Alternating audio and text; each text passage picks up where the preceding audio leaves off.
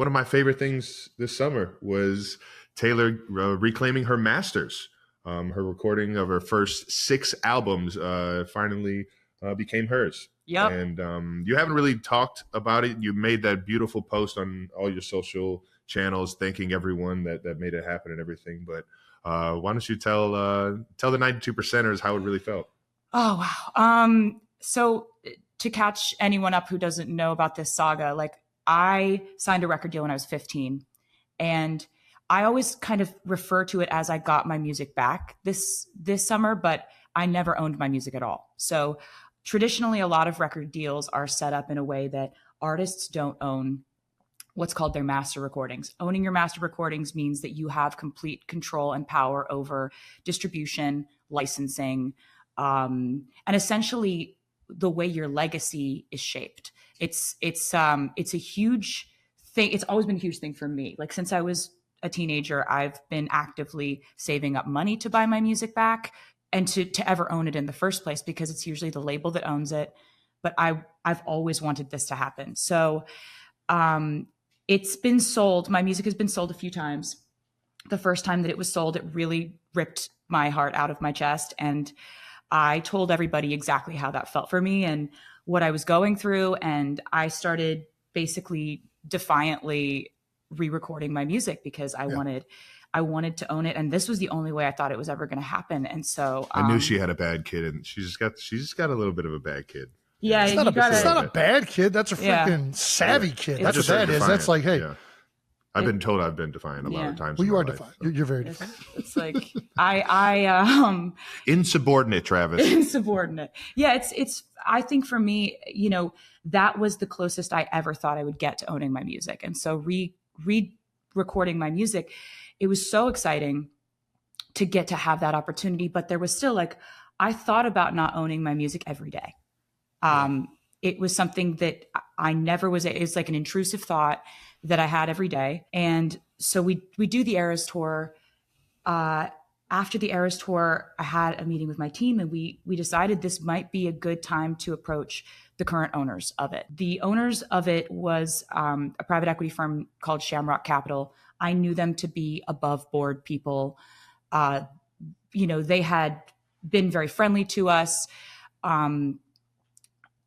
What I was looking to do, though, was I wanted to buy my music outright. I don't want to be in a partnership. I don't want to own 30% of it. I want to own all of it. Yeah, and you deserve that. But it was a long shot to think that they would do that they would sell that asset to me. It's a big asset. It's a huge decision for them to make, to sell that to anyone, including me. I decided that rather than this be like a business conversation, I'm in the business of human emotion. I would so much rather lead heart first in something like this, because for me, this is not, I want to own this asset because of its returns, because if it's, because of the dividends that I will receive over the years. I want it because this is my handwritten diary entries from my whole life. These are the songs I wrote about every phase of my life. This is my photography, my music videos, most of which I funded, my artwork, everything that I've ever done is in this catalog. And so rather than send lawyers or management, like in a big crew, I sent my mom and my brother, who I work with, to LA, and they sat down and this happened. I don't ever really talk about it because it's, they sat down with Shamrock Capital, and they told them what this meant for me. They told them the whole story of all the times we've tried to buy it, all the times it's fallen through, all the times we had gotten plans together and figured out something we thought was going to work and it didn't at the last minute. And so my mom calls me afterwards. She's like, look, they were wonderful. They heard us out. We have no idea which way they're going to go with this. And so I was like, I get it. I haven't gotten my hopes up about this in a decade. And so it was a couple months after the Super Bowl. We're in Kansas City. And I get a call from my mom, and she's like, you got your music. Yeah. And so sorry that it's literally been so long since this happened. It's every time I talk about it. She was like, you got your music. And I just like very dramatically hit the floor for real. Like honestly, just started been a long time coming. bawling my eyes out. And I'm just like, just weeping and kind of like unable. I was just like, really? Really? What do you mean? And I'm like, get yourself together, get your shit together. Like, just go tell Travis in a normal way. Yeah. And I knock on the door. He's playing video games. And I'm trying to say it in a normal way. And I'm just like, Travis! Like, oh no, what just happened? And he's like, he like puts his headset down. He's like, guys, gotta go. And I think he thought something was wrong. And you come up and I'm just like, I got all my music back. And then just start absolutely heaving, just dead crying.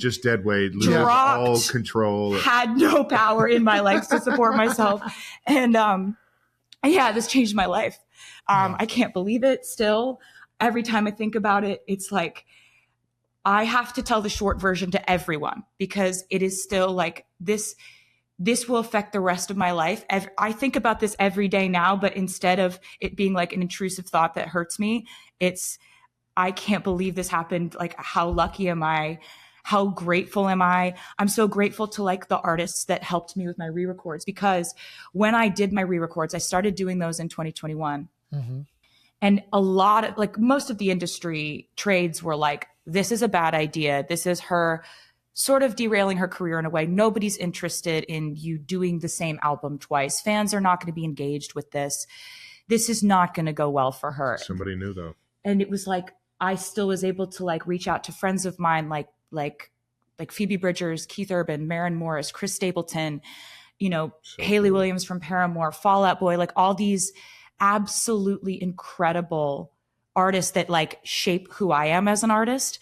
Yeah. And they like agreed to be a part of the re-records. And I one of the only people I told before this happened was like, I called Phoebe Bridgers and I was just like,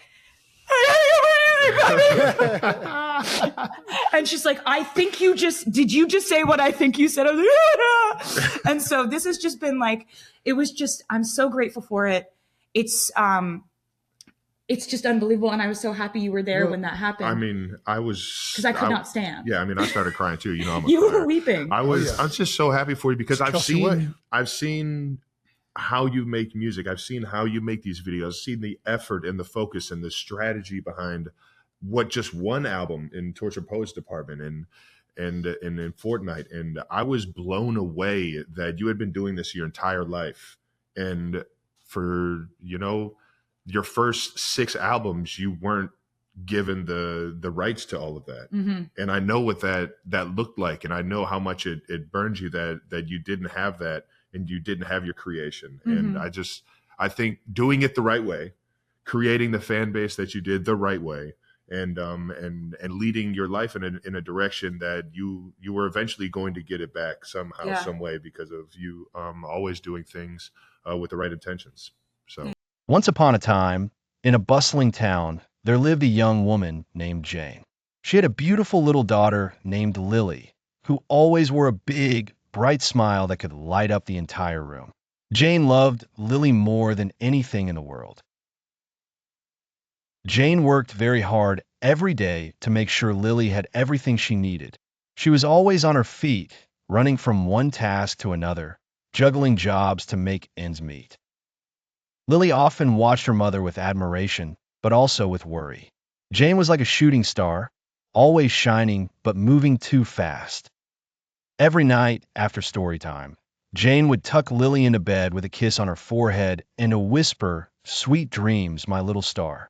But she would stay up late finishing work, often forgetting to eat or sleep. One day, Jane began to feel very tired. Her feet felt heavy. Her head felt foggy, and she couldn't shine as brightly as she used to. She started sneezing and coughing, yet she kept pushing herself, thinking, just a little more and I'll rest. Lily noticed how weary her mother looked. "Mama, you need to take care of yourself," she said softly, handing Jane a glass of water.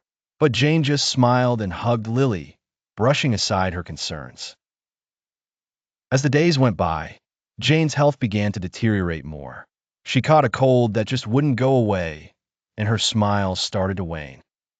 Then one evening, as she was reading Lily her bedtime story, Jane had to stop because of a terrible headache. Lily looked at her with concern and said, "Mama, can stars shine if they're tired?" Jane realized she was like that tired star. She had been trying so hard to keep shining without taking a rest in between. At that moment, it dawned on her that to keep her precious look-lit daughter happy, she wouldn't have to burn out. She needed to care for herself, too. From that day on, Jane made a promise to herself. She started eating proper meals and sleeping at regular times. She took small breaks in between work to breathe and sometimes share a laugh with Lily. And slowly, Jane began to feel her sparkle return and her health improved. Lily was delighted to see her mother feeling better. Every night, as Jane tucked her into bed, Lily would giggle and say, "Shine bright, Mama, but not too bright to rest." Jane learned a very important lesson. Self-care was not just for herself, but for Lily too, because a happy mom made for a happy home. And from then on, Jane and Lily continued to shine together, like two stars, knowing that sometimes the most important things are not work and chores, but having time to enjoy life and take care of one another. And so they lived happily ever after, always shining, always smiling.